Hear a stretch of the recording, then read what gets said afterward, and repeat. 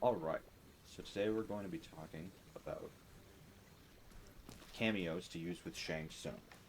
And specifically, we're going to be talking about Shujinko and how he helps Shang, or doesn't help Shang for the most part, and why it can be good or bad in certain matchups.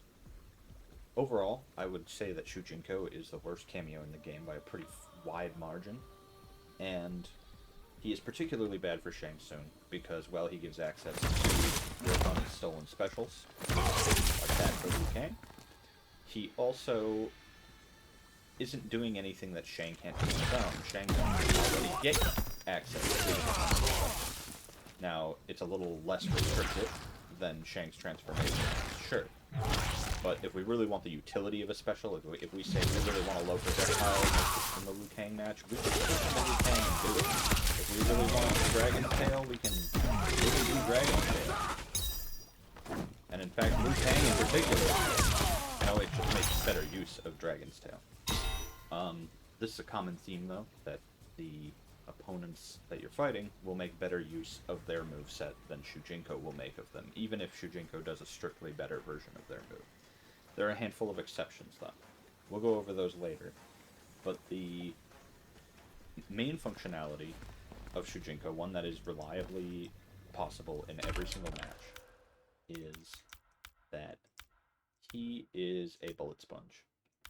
So, we're going to make him have a default build gauge, do a reset, and tell Liu Kang to fire his Enhanced Cosmic Flame. Enhanced Cosmic Flame is a really troublesome move for Shang because it's a crushing projectile, as you can see. It can cut through all of our other projectiles and win the trade, and it's pretty convincing win. 120 damage for that is brutal. Now, instead of doing that, we could do this. Call Shujinko. Shujinko runs in front, and now we get the punish for 105 damage. There's a great trade. Shujinko also goes down for less time than other cameos when he gets hit out of his meditation. So many other cameos can stand in front of us and take a bullet, but Shujinko, because he is running across the screen and he covers the low hitbox and the mid hitbox and the high hitbox. So any projectile that our opponent wants to throw will get caught by Shujinko. He's not in the air or anything like that, dodging low projectiles. And he is running in front of our projectiles, which is great because we don't want our projectiles to get eaten by the crushing projectile before the crushing projectile hits Shujinko and disappears. So Shujinko is very reliable at making sure crushing projectiles can't make their way through. It's also the case that Shujinko takes only about 20 damage from a projectile that normally does 120. Basically just take chip damage when it hits. In fact, chip damage is 25. He takes a little bit less than chip damage. So, it's a fantastic trade.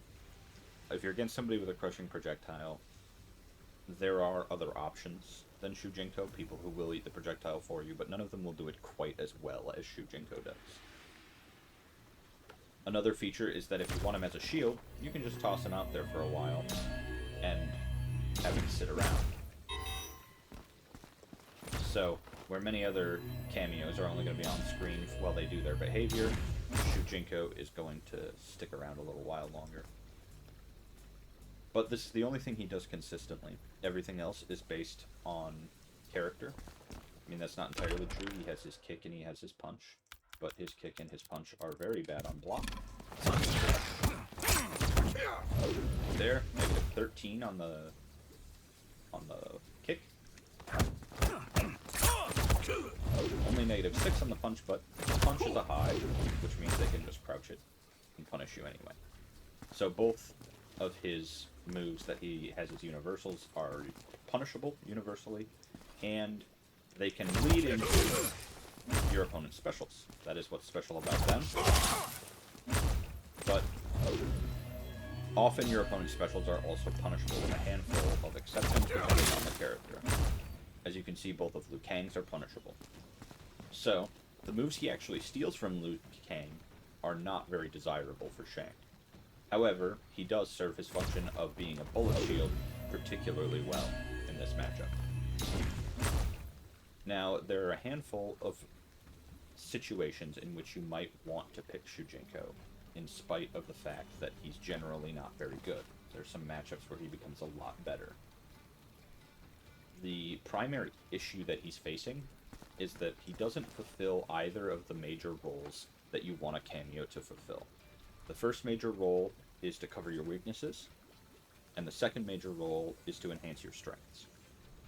There's a third role that you can want for a Kameo, which is to provide extra utility. In this case, Shujinko hunting a low projectile is extra utility, and it does enhance one of our strengths, which is our zoning.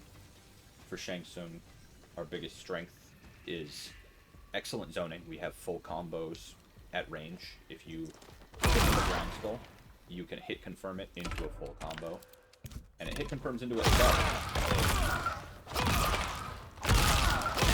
There we go. 2 ground skulls. Every time you hit a ground skull, you just hit confirm it, and you can hit confirm it into the EX ground skull as well. So drag your opponent over here and give us a full combo. 22% if you get caught by that. And then, of course, have triple skull, single skull, double skull, which are basically let you stagger at full screen as well. So, we want somebody who's going to help that, and Shujinko does help that in this matchup by providing low projectiles, and it's very common for him to provide a projectile from your opponent, although getting a low one is especially good, or getting a mid one. So, our weaknesses as Shang is that up close, we have a lot of, our buttons are negative. We're giving up our turn every time we do anything. That string, it ends in a high, that's -6. If they know it's a high, you just get punished for it every time, and if they don't, it's still not your turn. This, we have our mid string, that's -7. There's no way you're going to stagger this effectively. Doing that is okay.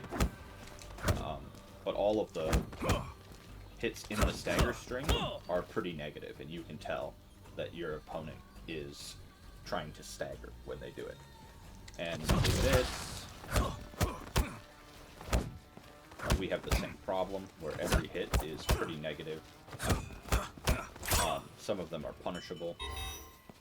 So we don't want to stagger with either of these strings, at least not very much. What we want is a block string, and Shang is actually pretty good at creating block strings, because of his spinning spikes doing high hit damage. Shujinko never lets us use our spinning spikes during block, though, and they're really only useful on block, or as a wake-up with armor. So because Shujinko isn't adding those things in most scenarios, you really shouldn't pick him in most scenarios. There are some exceptions, though, and we're going to go over those right now. The biggest exception, and the one that I think is obvious to everybody who's ever seen what Shujinko does in this match, is Kenshi. Against Kenshi, you get Sento. Sento is better than any Kameo you could have ever hoped for. He gives you everything. He doesn't exactly buff your zoning, but he kind of does, because you can walk him up to your opponent. Shujinko. However, the version of Sento, which Shujinko steals, is actually worse than Kenshi's Sento. Normally, Shujinko steals a better version of whatever move it is that he's stealing, but in this case, he actually steals a worse version, because this Sento dies in one hit. He doesn't crouch down and then come back up after a couple of seconds. Instead, he's just gone, along with your whole Kameo meter. And you cannot recharge Shujinko while Sento is on the screen. So, we're going to program Kenshi to do a reversal. We're going to have him do his armored reversal, enhanced soul charge. Bring out our Kameo. He's gone.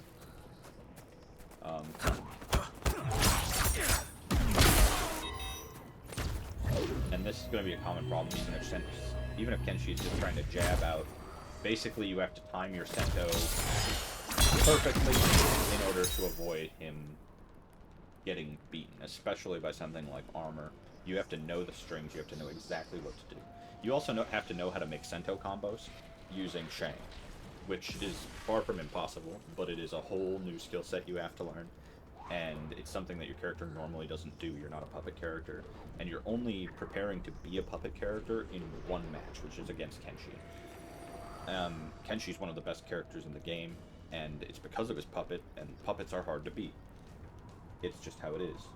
So, if you're willing to dedicate the time to mastering the puppet as Shang, just so that you have a leg up against Kenshi players, I wouldn't blame you. But it's also a tough sell to learn a ton of new information so that you have a slightly improved match against Kenshi. And if Sento stayed alive after getting hit, this would be a much better match against Kenshi. Instead, if Kenshi knows how to armor out, or you're just messing up your block strings just a little bit with Sento, he has a way out, and it's a pretty easy way out that robs you of your whole Kameo meter. The other move that Shujinko steals against Kenshi is completely useless. Normally, this move is decent because it eats projectiles. When he does it for Kenshi, it doesn't eat projectiles. Shujinko's version doesn't eat projectiles. And Kenshi doesn't have any projectiles to eat anyway. So it's just not a good move. We can use it as a projectile and try to enhance our zoning a little bit with it, because it is a mid, and it does run as far as you want it to. So it's not the worst thing on the planet, but it's not good. And unfortunately, Shang actually stays in his animation the whole time that Shujinko is running. If we were able to fire skulls as Shujinko is running, this would be a fantastic move. And we would be able to make frame trap scenarios where we fire skulls and then Shujinko hits, and then we're very plus on block, and now we start using ground skulls to try to catch them dashing, something like that. But we can't do that, so it's very mid, and you're never going to want to give up access to Sento just so that you can fire that move, is basically the thought going on here. The other thing is that we don't really have a good way to lead into Sento. We're basically just doing it on a reset. Once we knock our opponent down, now we're going to pull out Sento and start block pressure with him. And block pressure is something Shang struggles with, so it's not terrible to do this. It's just tough to learn.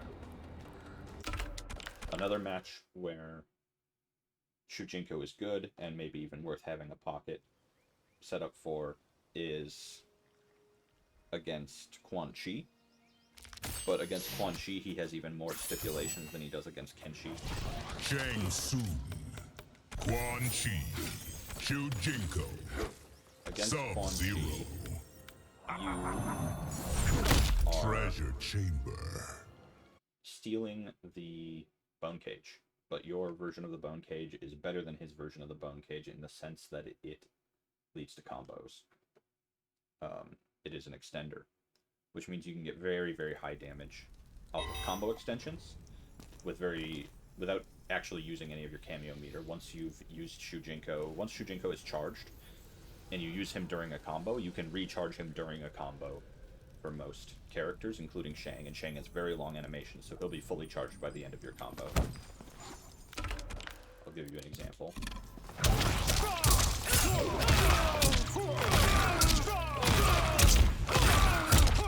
See? Shujinko's well in charge. And this is true of basically any combo Shang does. Will lead to Shujinko being charged.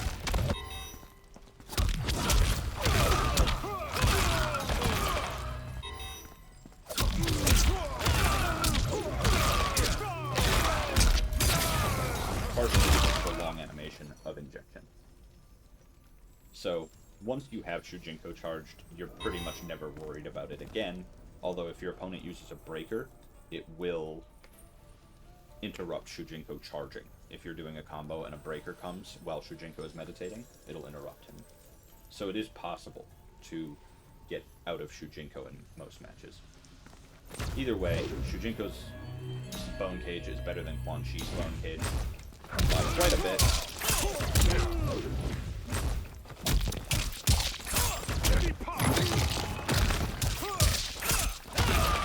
As you can see, we can just lead into our full combo and do whatever we want after that bone cage. We have a lot of time to dash up and do our fastest move. damage for Shang.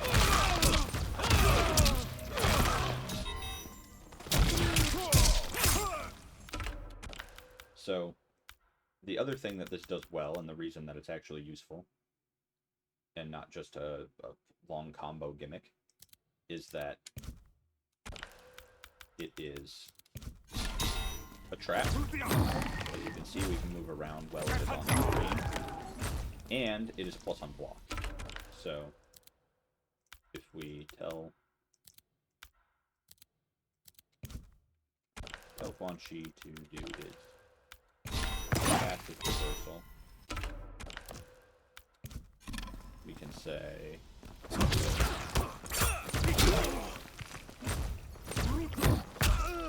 counter, just like that. In fact, it's plus enough that we can make true block strings out of it.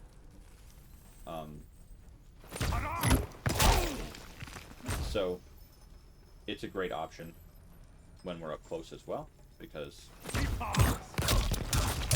counter and full combo, which is our highest damage. So, Shujinko actually does provide block pressure for Shang Tsung against Quan Chi.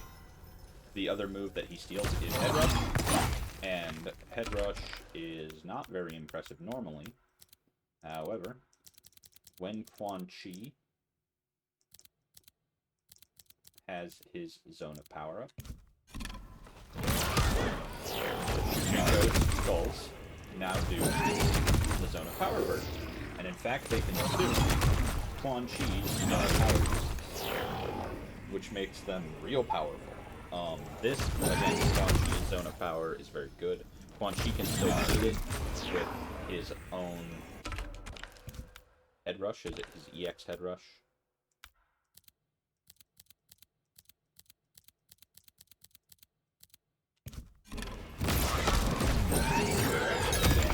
And that's bad, but we have enough time to recover from that it's not a big deal. So we can block it. This is a very, very good steals against Quan Chi.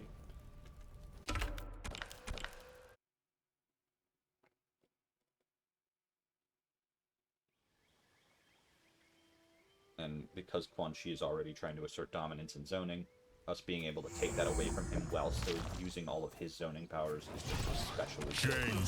And then also having block pressure against a character that is very hard time getting out of block pressure anyway is fantastic. Another steal worth having in your pocket is the steals against Shao Kahn. General Shao. Shujinko. So, when Shao is Striker. What you steal from Shao is you steal his overhead axe and you steal his low axe. And the hourglass. Both of these moves are okay. The overhead axe is -10 on block, but the low axe is a projectile. It juggles for a full combo, and it is +7 on block. So this is it's just one of the best moves in the game when it comes out of Shujinko. It gives you block pressure, it gives you a low projectile, it gives you full combo extensions, and it gives you full combo extensions from full screen. You can do higher damage meterless full screen than you can amped normally. So when you have Shujinko against Shao, you can do stuff like this.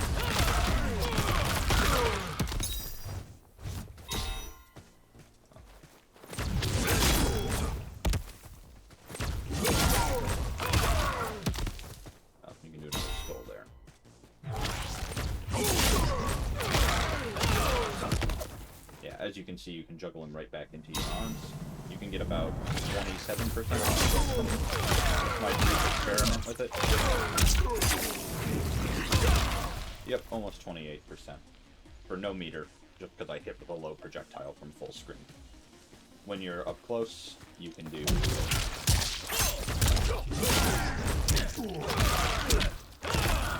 great damage. Combos with him.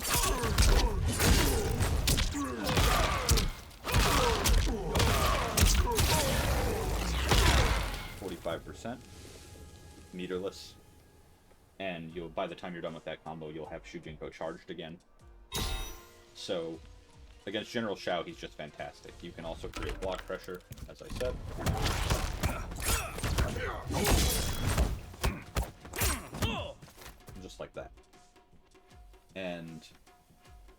when your opponent is dealing with it properly, you also have a mix-up. You can go, oh, you can handle block pressure. Here's the overhead. The overhead doesn't lead to anything, but it does okay damage, and it'll give you a lot of frame advantage. 13 frames of advantage, go right into your mid as they stand up. Perfect time.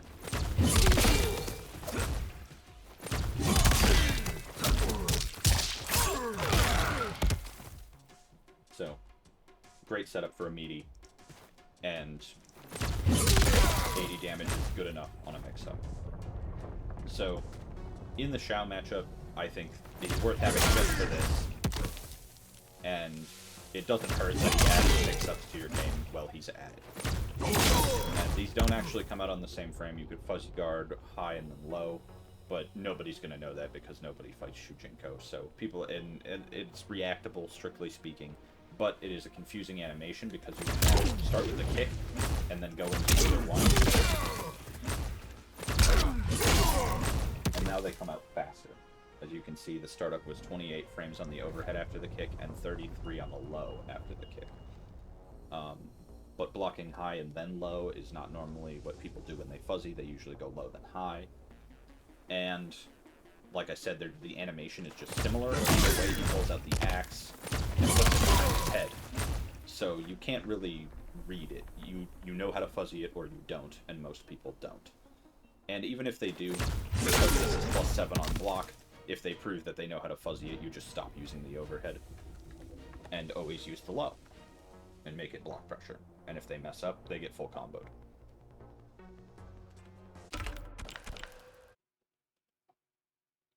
I think against everybody else on the cast that Shujinko is underwhelming. And while he sometimes provides moves that are good and even better than the move that the opponent would do themselves, he's still just worse than another Kameo.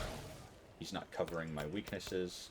He's not enhancing my strengths. Perhaps another exception is Smoke. But again, this has a very high learning curve.